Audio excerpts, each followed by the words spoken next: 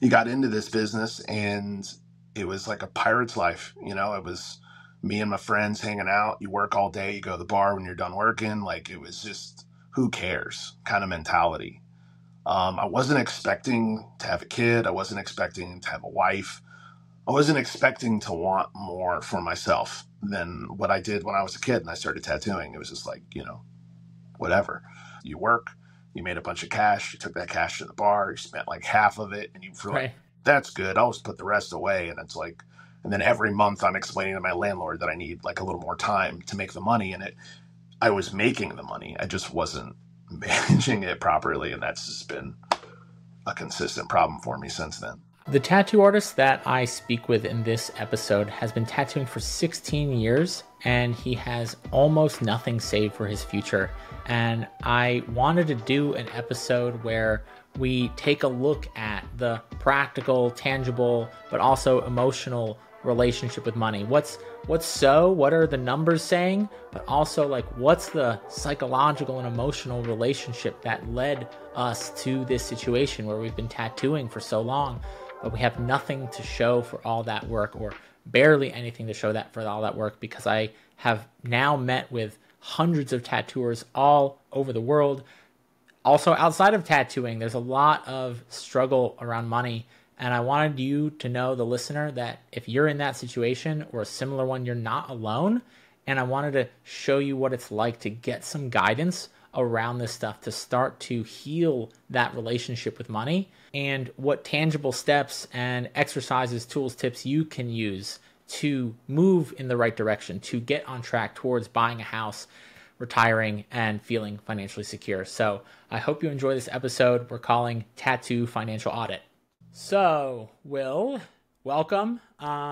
We are going to explore your relationship with money, the tangible, the intangible, the good, the bad, all of it together. And so I just want to say thank you for having this call. Thank you for having me. I appreciate it. Yeah, dude. So tell me a little bit about you, your career, how long you've been tattooing, what's been going on, where are you at right now?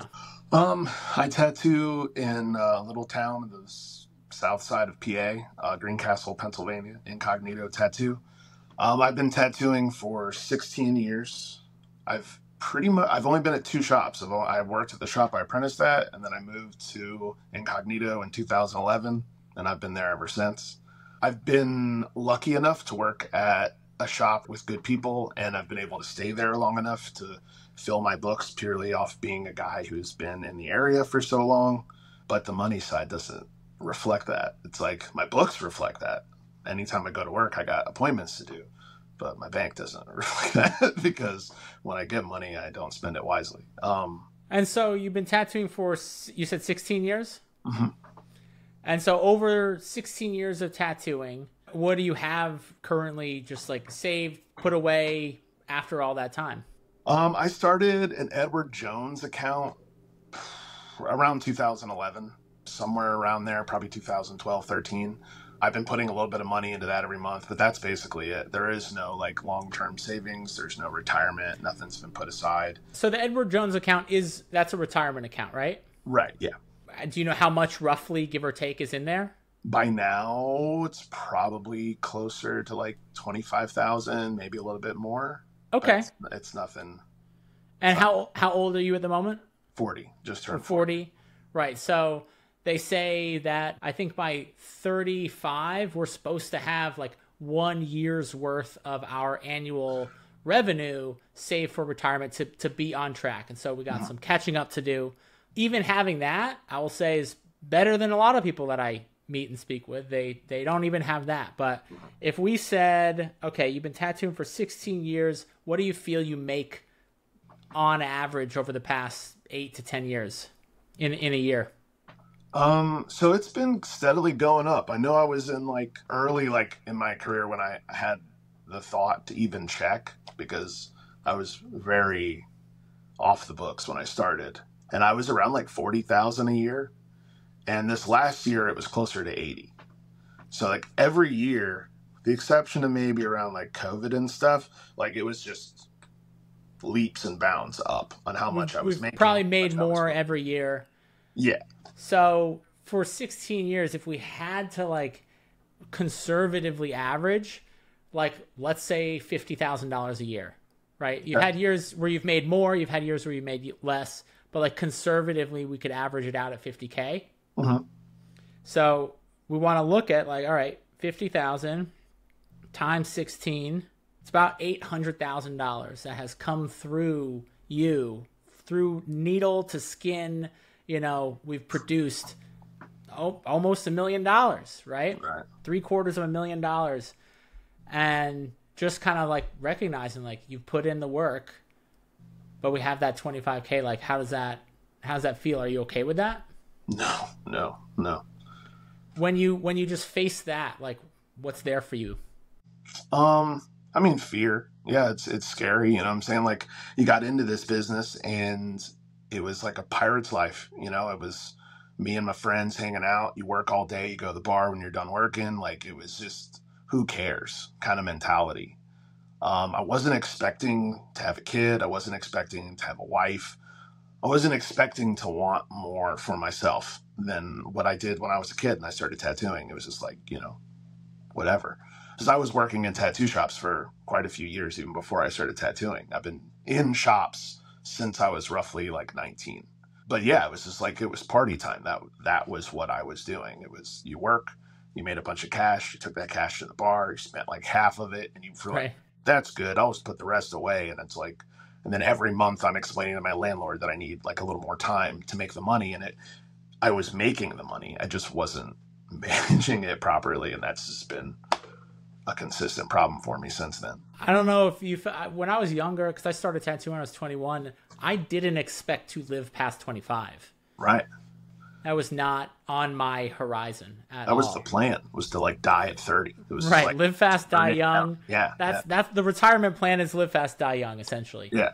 And then it like sneaks up on you. Was there some point over the past 10 years, like in your 30s, was there some point where you started to think about like, maybe this isn't working? Or when did it like really hit you that, okay, something needs to change? It really hit me probably when I met my wife. When I had my daughter previously, and that woke me up. How old's your daughter? She's 14 now. 14 now, okay. Yeah, that woke me up. Like, having a kid definitely woke me up. But at the time, like, you know, you have the other parent, and like things were kind of like, okay, like financially my kid was kind of set at the time. So it was like, yeah, I still didn't really care. I just needed to make enough money to make sure that my kid had whatever she needed. And that was it. So that was kind of where my pursuit was. But when I met my wife, that was when it was, what do I have going on after my daughter's 18? What do I have going on in 20, 30 years? And that was really when I started, like, and I've been with her now for 9 years. And we've only been married for 2. But, like, we've been together for 9 years. And, like, you know, we had that conversation early in, kind of about the fact that I needed to get myself kind of on track. But I still struggled with the kind of hole I had dug myself in. I think when I looked at my financial problems, it looked like such a big problem. And the way that I responded to it was just like, fuck it. Like, that's scary. Let's go paint. Let's go tattoo. Let's go to a movie. Let's go out. Like, let's not think about that. Let's go have fun. You know, like, I didn't want to worry about this real world That's stuff. A tomorrow problem, right? Yeah. That's a tomorrow problem. And then we're 40 and we're like, oh, wow, we gotta look this horse in the face. Is it something that you guys argue about? Do you get in, you know, does it cause tension in the relationship? Not really like tension, fear. I think, like, again, like that fear element, you know, the uncertainty of like, what does the future look like? What if something happens? You know, like, I joke, like, there's a skate park here in town in Hagerstown. I never go there because I'm terrified of hurting myself, because that's expensive, you know? And like, if I'm like, I always joke that if I was to fall, I'm just going to like, just pull my hands in and just eat the rest. Cause like, I just need these, like, you know what I mean? Like, I can't have anything happen to my hands, you know? Yeah. I'll like cut myself and I'll be like, you gotta be careful, man. Like, yeah, I always think of the Tiger King moment where he's like, I'm never going to financially recover from this, you know? Yeah. Like, yeah, you break a pinky and you're like, I actually, an older version of Ryan punched a door one time, like real fucking hard. I got angry, I hit a door, and I like got that like boxer's fracture. And I was like, ooh, fuck, like tattooing with this thing was fucking horrible. And you're like, shit, like I can't take the time off to like I can't punch doors, and I also like can't take the time off to let it heal because I'm not where I want to be financially. And so then the problem kind of gets bigger. And like, so one, I think that there's obviously the way that this impacts you right now, right? There's the fear, there's the uncertainty. What has it cost you in your life, maybe even in your tattoo career? Like, what's the impact that it has had on your, let's just start there with your tattoo career, that like we haven't actually accumulated savings, if you really look and you're honest about that? There's always things that I told myself would become part of this for me. Printing, making prints, making t-shirts. I like to draw designs that I know, there's sometimes you draw something and like there's one person in the whole world that's going to want this. Yeah, so, but it's sick. It's sick as fuck, but who the fuck's going to want this? Yeah. Right. So it's like I'll throw it on a shirt or something, and like then you have that design, you want to throw it on shirts, but shirts cost a bunch of money, and you're like, oh, well, I don't have that. So it's the thought of like, well, I'll just wait until I accumulate that, and then I'll spend the money and it'll be fine. But of course, then there's your car breaks down or whatever. There's always something that comes up that sucks into it, and that accumulation this never happened for me. It was always right away, just right there. I just need a little bit more time. Just got to give a couple more weeks in the shop, and then I'll be good. Yeah. And then always forgetting about the fact that like there's a whole world out there who is not gunning for me, but like, it doesn't care about us individually. You know what I'm saying? Like we're part of it, And I remember before COVID, things were so good. Like it was the most money I'd ever had in the bank. I think I had like 10 grand in my savings alone, and I was never planning on giving any of that to the government. So I was super happy with that amount. I was like, like I got all this money. And then COVID hit, and they're like, oh, Will, you got to take off, 2 weeks. And I was like, yeah, no problem. We can do that. And it's like, Will, you got to take off a month. And it's like, oh, well, okay, that's fine. And then it was 3 months, and by the end of that 3 months, it was rough. Were you able to get unemployment insurance from the government? I was lucky enough that I believe the owner of my shop made some moves, but yeah, we were all able to sign up, and we all got little trickles of money through there. And it was enough to help keep groceries in the house. But, anybody who collected it knows that like it wasn't a whole lot, especially with jobs like ours, it wasn't a whole lot on top of it because but it was a rough one. It was that the COVID thing is always like, man, that'll keep me up at night sometimes thinking about just that thing you just never see coming, man, and it just wipes you out. Yeah, there's this. He's like a financial author. He's a writer, but he writes books about money. This guy Morgan Housel, and he talks about like there's the risks that we can anticipate or predict. Like I might break my hand, right? Mm-hmm. But like the real risks that are really the ones we have to worry about are the ones we can't possibly fathom. And so you sit there and you're like, well, that could happen, that can happen. But there's so many. I mean, the alien invasion, who fucking, and you're like, that's never going to happen. Fucking, I'm recording this podcast on August, 28th? Who knows when the aliens are going to come, right? Right. And at that point, maybe money won't matter, but, And that was always my thing was like, oh, the world's just going to get fucked anyway, right? Right. So, like, what's the fucking point? And I always, kind of tell people, I'm like, look, prepare for a world that gets totally fucked. Stockpile your bullets and water and food rations or whatever you want to do. But also prepare for a world where, like, everything actually kind of works out in the end. Yeah. If you really look at history, there is a greater chance that over your lifetime that the world will continue to keep spinning.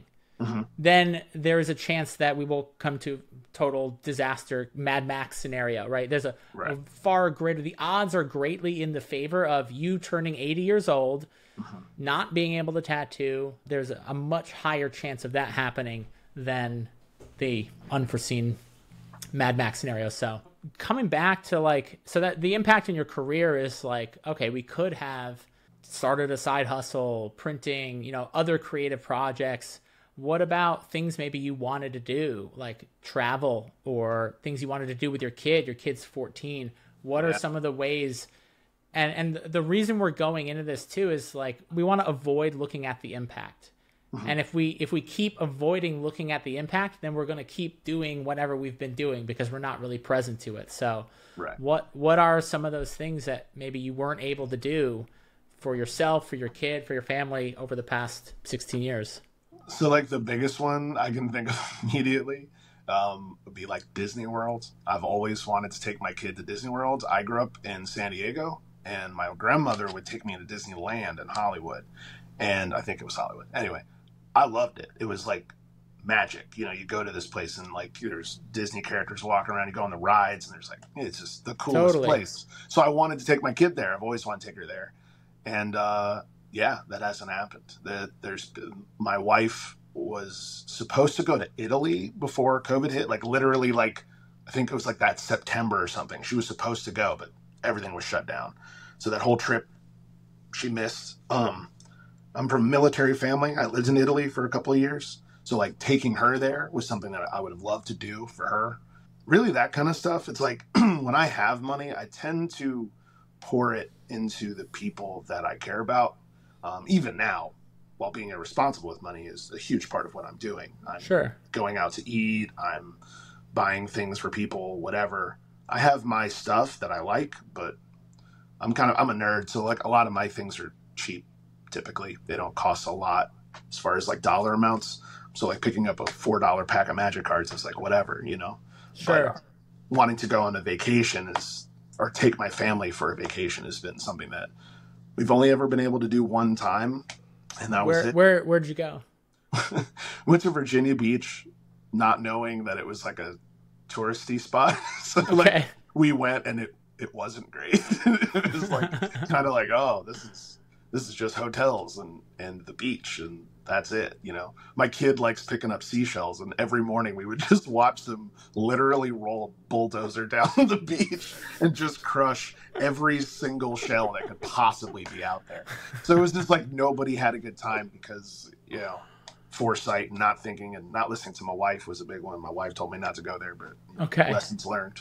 Lessons learned in hindsight's 2020, right? Yeah. So we kind of been on this path, this career path, and I think tattooing is one of the greatest jobs on the planet. It's like you show up and you're like, I can't believe I fucking do this for a living. I remember when I realized like I had survived 10 years of my life solely off of the one source of income being tattooing, like a decade. Like it's this huge accomplishment. Yeah. And then we look at like, okay, all the places that money went. And what are those opportunities? Would you say like, is it urgent that we do something differently? Is this, if you were to live the next 10 years of your life the way you've lived the last 10 years, is that something you're okay with? No. Why not? I heard the analogy of like a credit card, and I feel like that's kind of what I've been doing. I've been kicking that can down the road. I'm just accumulating this worrisome debt that's just waiting for me down the line anyway. You know what I mean? This right now, this feeling was always waiting for me. And the thing that sucked is that I was always so uncertain of myself as a tattooer to know that 16 years was waiting for me. I should have known that. I should have had at least the confidence in myself to know, Will, you're going to do this until the wheels fall off, until you can't.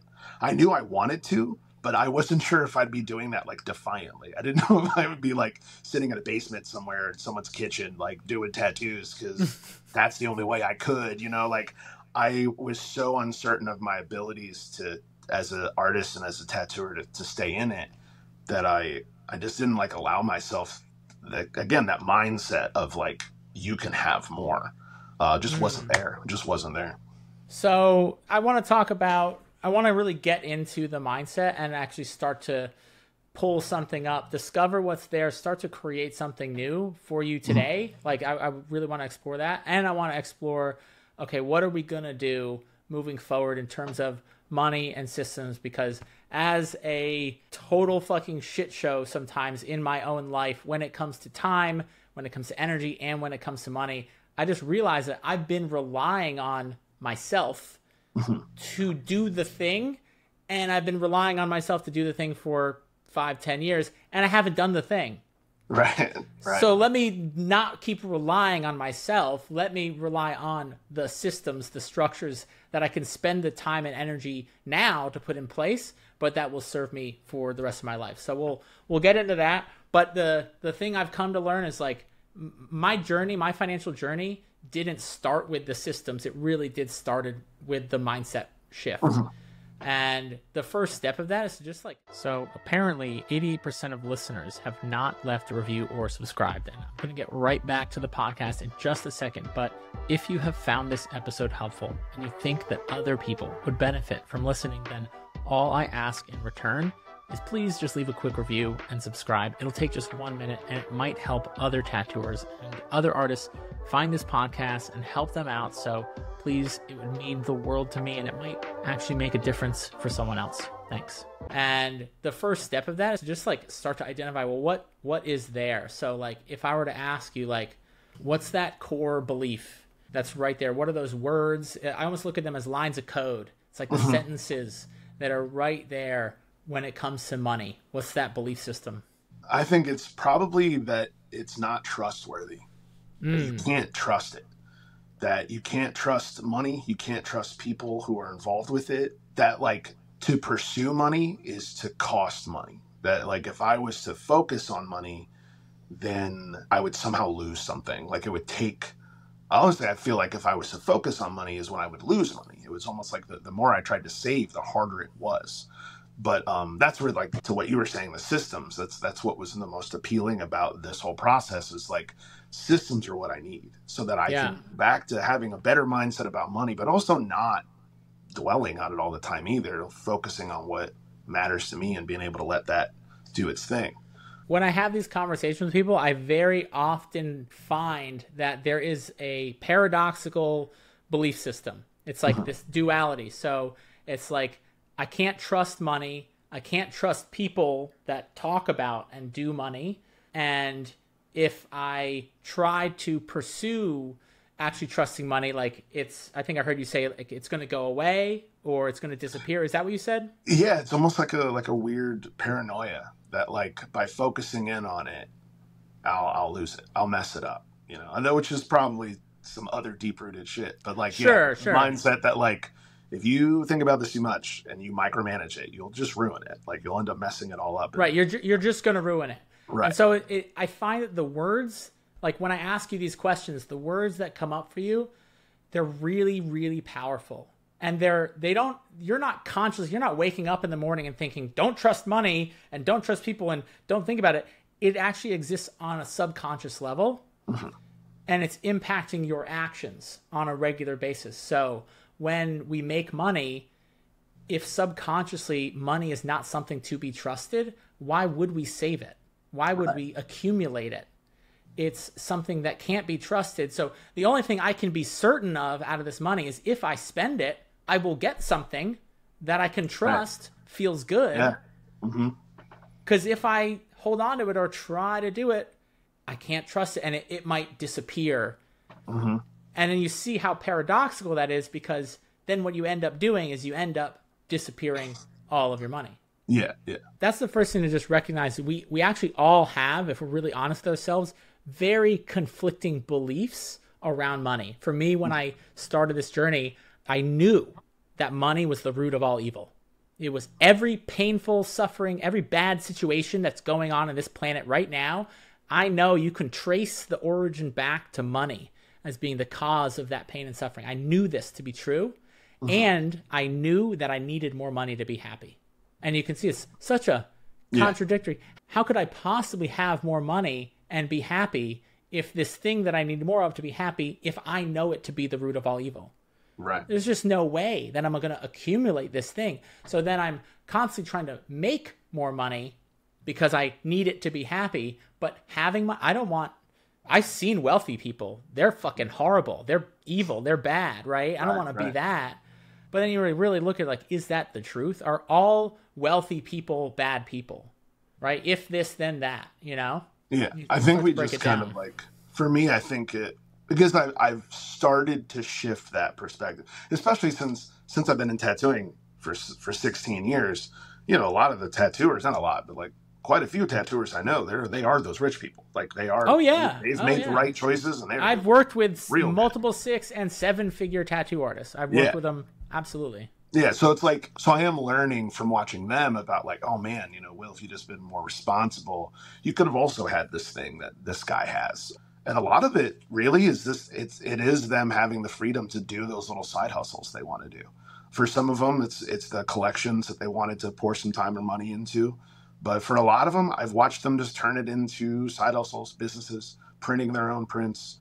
I got a buddy who like does 3D printing now. It's like not related to tattooing at all. He just likes designing stuff and doing it. It's awesome. Like, I just feel like, I don't know, just that shift. It's all that stuff in hindsight. You know what I'm saying? It's all that stuff that you just kind of don't. So like I could have never started my first studio had I not done that mindset work to shift my perspective, because it was that allowed me to save my first $10,000, $20,000, and then I could take a risk. So accumulating savings allows us to take risks that we normally can't take, right? We can't go to Disney World because it's risky because we're taking time off of work. We can't start a side business and invest money in these shirts because what if it doesn't work because I don't have, so that's really what savings does. And with greater risk creates greater reward. And so we want to do the thing. We want to go to Disney World. We want to invest in the shirts, but we didn't set ourselves up. We don't realize, to do that, we need to first do this thing. And so we kind of keep looking at the carrot without looking at like, what's the stick the carrot's tied to? So if we can also just recognize that like whatever those lines of code, right? That's something that is a belief system that got created in you. You weren't born with it. It got created in you at some point in your life because it served you to do so. It actually really helped you to have that belief system about money. Can you see that in some way? Yeah. How was it helpful at some point in life to not trust money? I think it was the not having it. I wouldn't say I grew up poor. I grew up like my parents were poorer than they are now.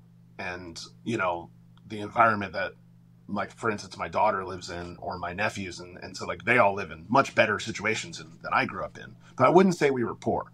But it was that thing where it was like, hey, can I have $5? Can I have $10? Whatever. And it was always met with no. It was always met with no, and then immediately met with like, do you know how much this costs or this costs? And like, how hard I work to make this? And like, there was just so much focus on money, I think, from my dad especially, that like I just kind of like, oh man, like whatever you got going on, I don't want that. So it was just kind of like, well, then I just don't care. I just won't care about that. I'll just stay away from it. And that makes complete sense. Yeah. And it was just that kind of like, I don't know, like even now I have this unhealthy relationship with when my kid asks me for stuff.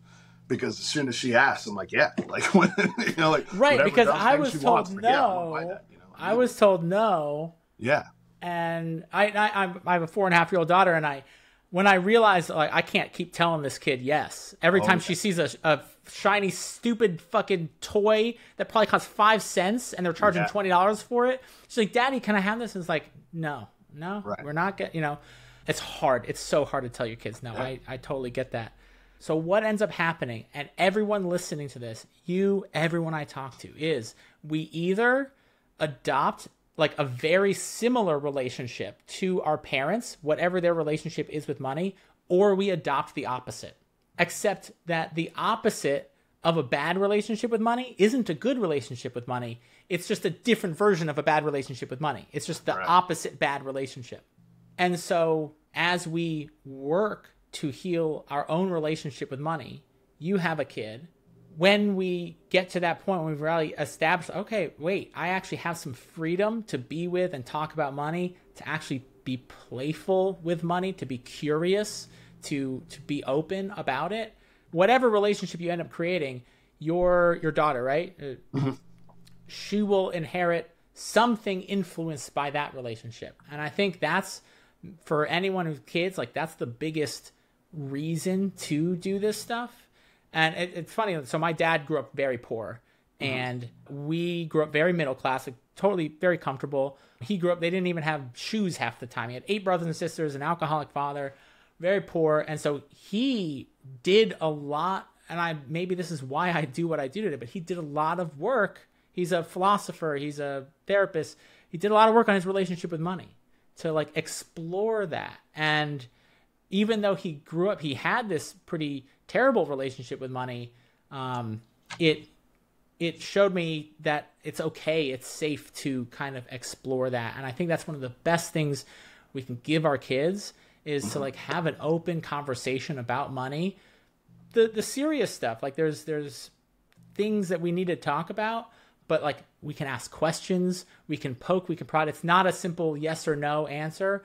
It's like, let's explore this together. And my hope for you and for your daughter is that we shift the direction the wind's blowing so that it doesn't keep blowing down the same path. Because you can see how inheriting that relationship from your father, you just inherited the exact opposite of it. Right? If thinking about money is this, and anytime I talk about money and ask for it, it's going to be met with disappointment. Well, then it's way easier to just not care about it because then I'm not disappointed. And so that served you so well as a kid. And then it serves you less well in your 20s and certainly doesn't serve you in your 30s. And this is what I found with every single person that I've worked with is like, wow, we created a relationship early on that served us well. It had a real purpose, a value. And then we just never, it's like you're using Windows 95 in 2024 and you're wondering why it doesn't work. You're like hitting the machine. You're like, how come I don't have money? What's going on? Or this should be different. And it's the software that's operating the hardware. Our thoughts lead to our words lead to our actions lead to our habits lead to our identity, and our identity really leads to our reality. And so that's why it works at this core level to shift that belief system, that mindset, which is like a domino effect. It tends to shift everything else, and then have the systems to support that. And that's why I come at it from both angles. If I just put those systems in place, but we never shifted this conversation, what do you think would happen? Oh yeah, no, that would definitely not change anything for sure. Right, it wouldn't. Yeah. And if we just shifted the way you look at money, but we didn't actually put some structure in place. Yeah, I feel like the perspective is so important that like maybe you'd see some kind of results, but I feel like it would just push me back to where I was because the problem is still big. You know, it's still a lot of numbers. It's still a lot of things to think about. It's a lot of stuff to keep track of. And that's not something I think if we just worked on the mindset perspective, you're absolutely right. It would put you in a position where it would be a lot easier for you to take actions that would benefit you. But I think the best way to approach this so that we don't relive the last 10 years over the next 10 years is to put those systems in place and work on our perspective. So I want to create something with you today, something that you can take and use. So the relationships, I don't trust money. Money's not to be trusted. And the impact is everything we said. Can't start a side hustle, can't save, can't go the freedom. And so the payoff is, well, and if you really are honest with yourself, it's like, I don't have to be responsible for money. I don't have to be to blame because money can't be trusted. Not me. It's money, right? And we can find an excuse, a way to point it. But wherever we point the finger, wherever we place the blame, we place the power. I want you to know I've said that quote that you told me. I've probably said that shit to like 6 people by now. Like, I absolutely love that shit. It's a powerful one. And it works for like so many things. It's like so many things does it work. Yeah. Yeah, absolutely. Yeah. And people get confused. They're like, well, blame. I don't want to blame. And it's like, no, I'm not telling you to beat yourself up. It's just like, oh, let me own my part in this. So I don't have to be responsible. I don't have to do something that I'm uncomfortable with or unfamiliar with, and then I don't have to look bad. And so those are all the payoffs. So once you get clear on the cost and the payoff, it's like, oh, the juice really isn't worth the squeeze. Maybe it was when I was 12 or whenever I first created that, but certainly not now in my life. And so this is the part where it actually helps to be an artist, to be creative, to shift your mindset, is because it takes creativity. It takes thinking outside of the box that we've been thinking in about money.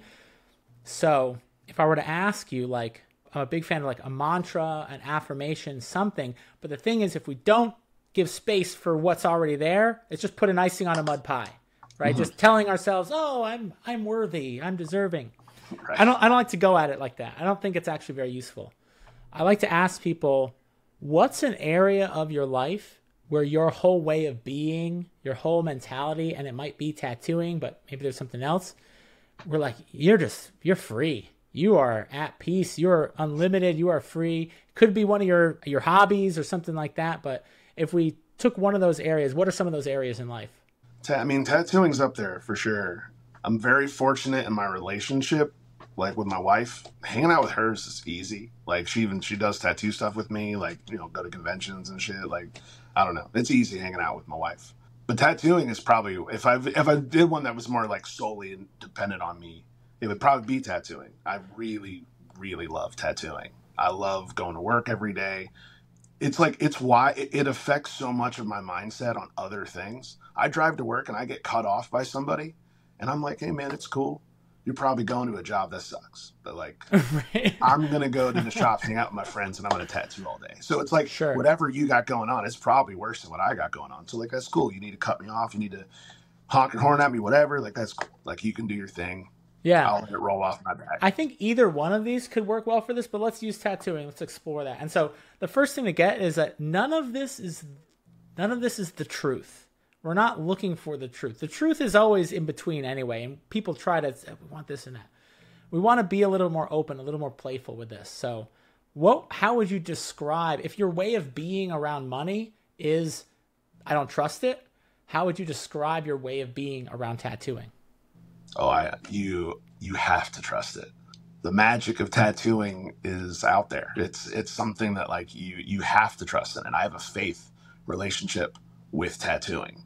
I grew up Christian, and it's the only thing I can describe close to this. I bought into it pretty hard. So like close to my time in the church, the only thing I compare that I could ever say that I felt close to it is the time I spend in tattooing. You know, I go to a convention and it's like going to church camp. Like it's obviously very, very different. But when I leave, I am like on fire for tattooing. Like I don't think any week, whatever, where it's been busy as hell, I've been tattooing my ass off.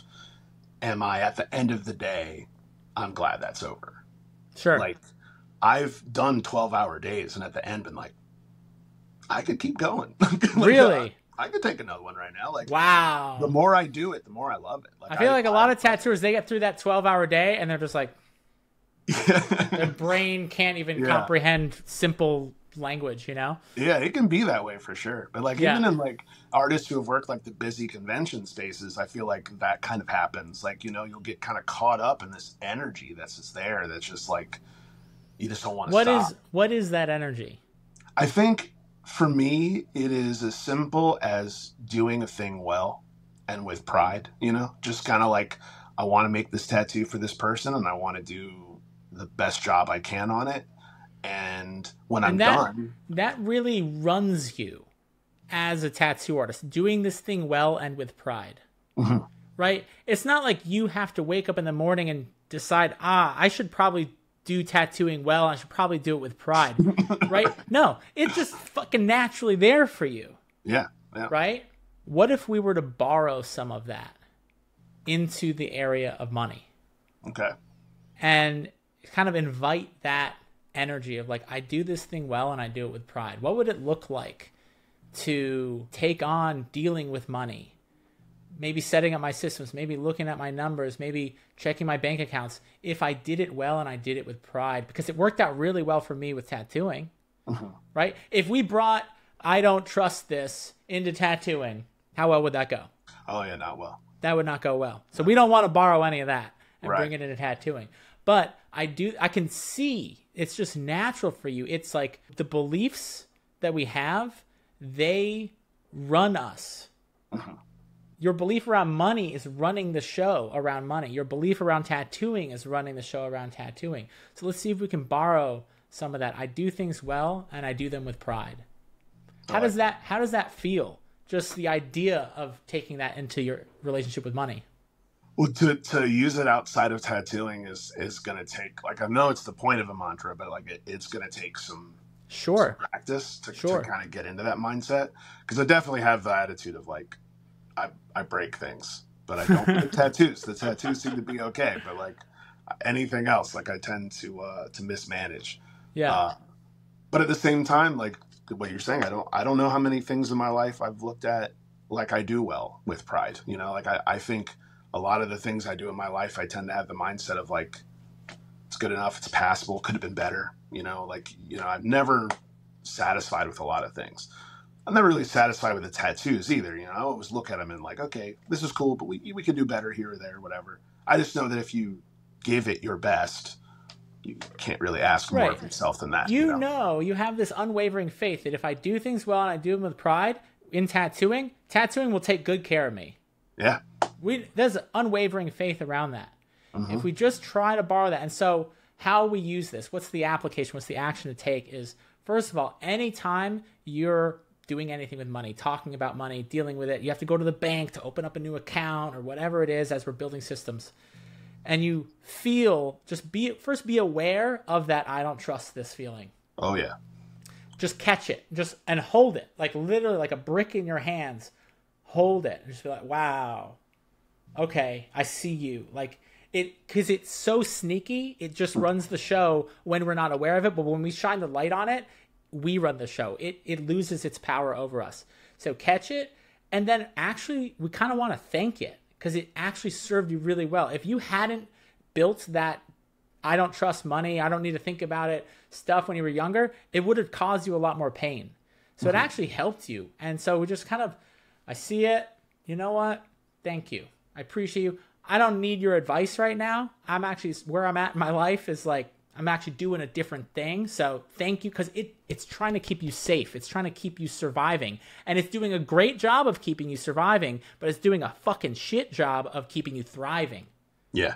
So we want to thank it and then just like let it go. And in that moment, when we are aware of it, we acknowledge it and we kind of let it go or put it on the shelf is sometimes how I like to think of it. It's like, it's not going to completely disappear, but let's just put it on the shelf. And then we bring in, what would it be like if I did this well and I did this with pride? How would I show up differently at the bank? How would I show up differently doing my taxes or keeping records or setting up automatic transfers and doing the calculations? Just sort of invite that in, and it's a muscle. So we're going to start to build that muscle in money. And you're right, it will be weird. It will be uncomfortable in the beginning. But through practice, through repetition, and I'm a big fan of journaling. You ever do any journaling? I've tried to do some in the past. I could be better with it for sure. It's the ADHD. It just makes it sit. I get it. Yeah. You don't need to do it for a long time. You know, I find that 15 to 20 minutes is like the sweet spot, because the first 10 minutes when I sit down, I like to just journal out like nonsense, like whatever bullshit is just on my brain. I like dump out all the chaos and like, and that fucking guy, fuck that guy, and then this and whatever. My daughter, she's so fucking annoying and drive me fucking crazy. But then I'll get to this place after about 10 to 15 minutes where something else takes over, and I'll use that to explore my relationship with money, with food, with tattooing, with whatever it is. And you might find that some other mantra, some other programming, some other discovery can happen out of doing that. I think journaling is, because think about it, you got so much fucking shit going on between your ears and you can't make sense of it. And if we could just spread it out on a fucking piece of paper, we can really start to see, oh, okay, yeah, I think that, but do I want to think that? Do I believe that? Is that serving me? You start to build this awareness of it, and it clears out my mind a lot. I've just found it can be helpful. So inviting you to do that, it's not a, it's just just invitation. Yeah. My suggestion. My wife does it and she loves it. Really helps her. She's encouraged me to do it in the past. If you're listening to this episode and things are resonating, you're seeing that there's areas that you can improve your emotional, psychological, tangible relationship with money, I want to offer you an opportunity to actually speak with me. And this is a rare chance to get some free coaching from me. I do have a form for you to submit. Not everyone that submits the form will get picked, but I'm looking for other people that are interested in coming on the podcast, getting some support from me, talking about the highs and the lows, the ups and the downs of your relationship with money. And whoever does get picked, whoever opts in to have an episode on them and their financial situation, we will actually help you and coach you for free. This is a very rare opportunity. Our program has now helped hundreds of tattooers and other entrepreneurs all around the world get on track for financial freedom, financial security, retirement, buying a house, and all that fun stuff. So if that's interesting to you, I invite you to hit the link in the captions below and submit a form, and I'll reach out. And if it's a good fit and you're interested and comfortable, want to come chat with me about your finances, get some support, I look forward to getting a chat with you. And so let's shift gears here. Let's talk about systems. Let's talk about money. So we got an assignment now, like what we're going to do for our mindset. When it comes to money, you and your wife, you guys split bills 50-50. Is it a little bit different? Do you kind of it's a little bit different. So since I had my daughter already, my mindset was when we first got together and we started like, okay, we're going to live together, was kind of that like so many of the things that we have, I need anyway. So like my place, I gotta have a place for my kid. Food, gotta have food for my kid. So a lot of the bills I cover purely because I would need those things anyway. Sure. It's not like, and not to mention like no part of us living together was really there to make anyone, like the ease of living together is being together, not necessarily the financial stuff. So like she covers some of our utility bills. She handles a lot of the like actual admin work. So like, while I'll make that money and put it into account, she will pay bills with that money. But yeah, she handles a few of the bills on her own. I cover like phones and things like that. She had her bills from before we met, like Carr, student loans, things like that. So she covers her stuff and I cover my stuff. It's just my stuff is things like rent and food and all the stuff that are bigger expenses for most couples. But like, and I needed them anyway. So it's like, I never really look at it like that. What I would recommend, and you can choose to do this completely, you can choose to do it partially, is really sitting down, looking at what are the bare bones things that have to get spent on every month. And I would look at yourselves as a unit, not this you versus me. And this is advice I give to couples, especially when your finances are intertwined. Look at yourselves as a unit and just what does it cost this unit to exist for a single month? And write down all of those expenses that you know before the month even starts. You know that bill's going to be going out. You know you're going to have to buy groceries. You know you're going to have to do laundry. You know you're going to have to pay for that subscription and so on. If you didn't do anything besides eat and sit in a chair, this money's getting spent anyway, essentially. Right. Figure out what that is total between the two of you. And then if there are certain things you're like, yeah, this is totally mine. Like, that's not yours. Like, you could put that. But first, come up with the list of things so your apartment is one of those things. Where you live is one of those things. And then look at, well, how much money do you make? How much money does she make? And kind of figure out, okay, what percentage, now that we have the total number, what percentage of this number should I cover versus you? It's a much more logical way to think about it versus... well, I kind of do this and I would need this anyway, so I might as well just pay for it. And then, do you know what I'm saying? So one of the hardest things about money, and this is pretty much the sole reason why artists are generally terrible with money, is because we are emotional people. We are sensitive creatures, artists. We are heightened emotional beings, and money is purely logical and has nothing to do with emotion. Yeah. And so, like in investing, the worst investors are human beings. Yeah. The best investors are robots with no emotion. They look at it, and when this is happening, this is the highest statistical chance that XYZ is going to happen, and so I will do this, not based on emotion, but purely based on statistics, analytics, technical analysis. And so, obviously, we don't want to be robotic, but we need to apply some of these just like, okay, realistically, these are our shared things. This subscription to this thing, that has nothing to do with you. So I'll cover that. But figure out between the two of you, what are your just base out of the month, what's leaving the accounts. And then figure out, okay, should I pay for 55% and you pay 45%? Should I pay this? And just figure out, and then you've got your number that every month, that's what you contribute to the family. That's what she contributes to the family. Okay. Then we want to individually. So that's like you as a couple. Then everything else is going to be on you individually. So we're going to look at, first of all, what do we need to put away for taxes? Because you're 1099 at the shop? Yeah. Right now, though, I did talk to a guy about doing that S-Corp thing. But yeah. either way, you're going to be 1099 from the shop. So either the shop's going to pay you or they're going to pay your S Corp. Kind of makes no difference in the end when you're a sole owner. You could, and this is something that we could talk about, like what serves you. And it might make sense for the two of you to operate under the umbrella of an S Corp, but that's a much more complicated conversation for another day. First, I want the foundation of these systems set up. I don't want to overcomplicate things before we have the foundation, because when you do that, and I've met a lot of tattooers that have S corporations, but they have no foundational system in place and they're doing it so wrong that it's not actually legal and it's not actually saving them money. Right. I've encountered that quite a lot. So we're going to look, okay, what do we need for taxes? So once we get living expenses and taxes, like that's basically money that isn't really yours. It's never going to be yours. Right? It's money that goes to my bills. It's money that goes to taxes. Then the first thing that we want to prioritize before anything else is savings. Okay. And so we're going to pick a set amount and we're going to say, all right, this is what we save. This is what, and we're going to treat it not like an option. We're going to treat it like a living expense, like a monthly subscription to myself. Okay. And so we're going to optimize those three things. And then once we've dialed that part of the system in, then we can start to add on other things. But that's going to be your foundation.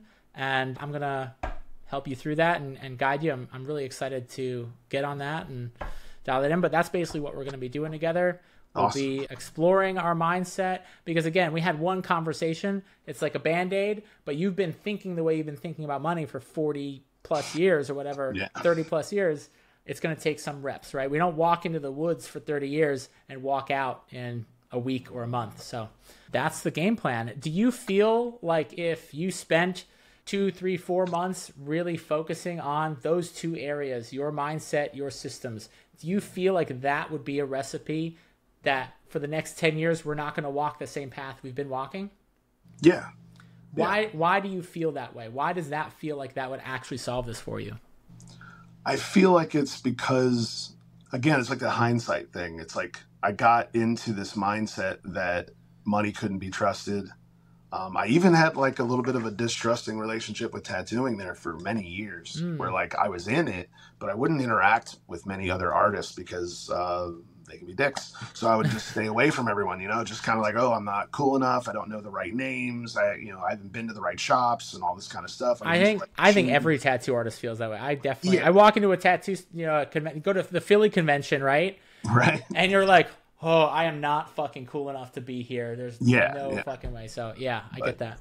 After going to some more relaxed shows and meeting artists and engaging more, I'm finding that like, I didn't need to feel that way. Those are just bad actors. There's just a couple people out there that were kind of doing that. I've been trying to shift my mindset about a lot of stuff because I'm just tired of feeling the way I feel about these things, because they hurt me. They don't bring me anything other than just stress and anxiety, and I'm tired of that. And plus, I don't want to bring that stress to my family. I don't want, they're looking at me like, what are we doing? I'm like, I don't know, man. Yeah. Well, if we're tired of feeling the way we feel, then we need to recognize that we're also tired of thinking the way that we think.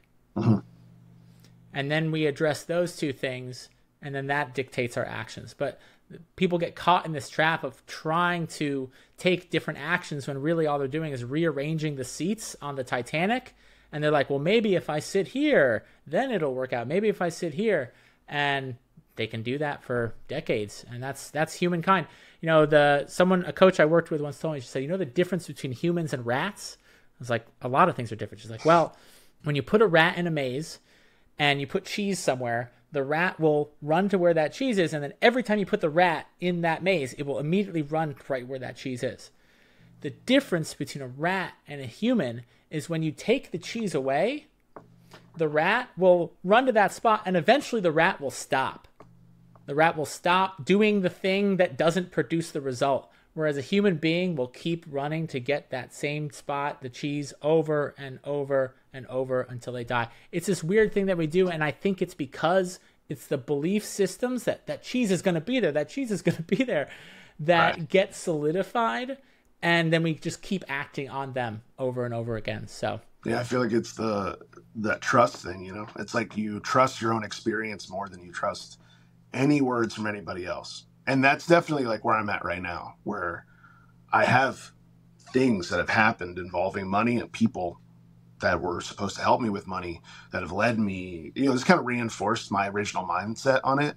And that's all like part of that shift is like trying to step out of my own way and trusting somebody who knows more than me, who spent more time with this than I have, and like getting back into that trusting game of just like, I'm going to trust this system. I'm going to trust this process. I'm going to, you know, trust tattooing. You know what I'm saying? Like the only reason I'm talking to you is because you're a tattooer. You know what I'm saying? Sure. Like without that fundamental understanding of what I do, I would not trust anything that was coming out of your mouth. But I'm sure when you first came across my social media page, I'm sure there was some part of you that's like, fuck is this guy? You know, I don't know if I could trust this guy. I'm sure there was something there, right?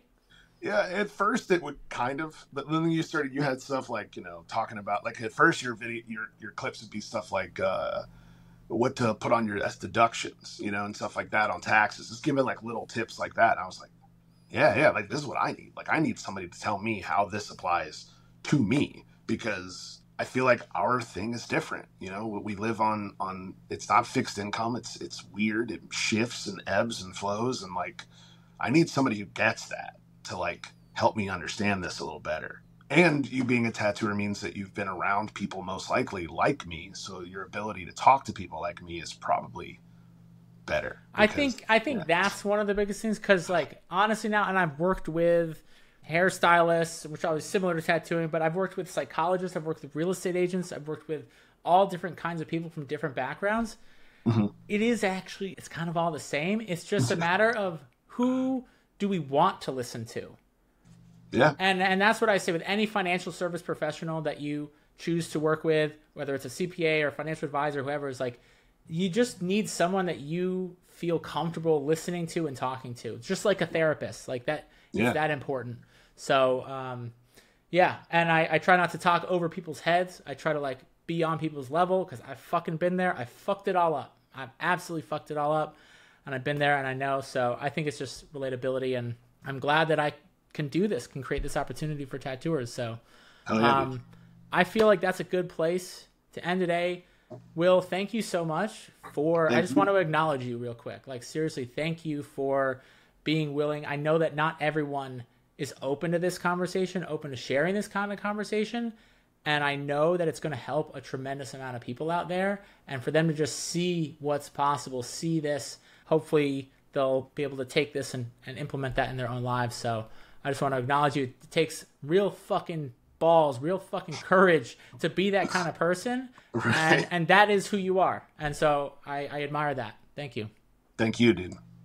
All right, if you found this episode helpful, one of the best ways for you to help other artists is to share this episode. Leave a review and subscribe. It helps other people find my channel, and you never know what a difference it might make for someone else. Plus, I will forever be grateful for your support, so I just want to say thank you and have a great rest of your day.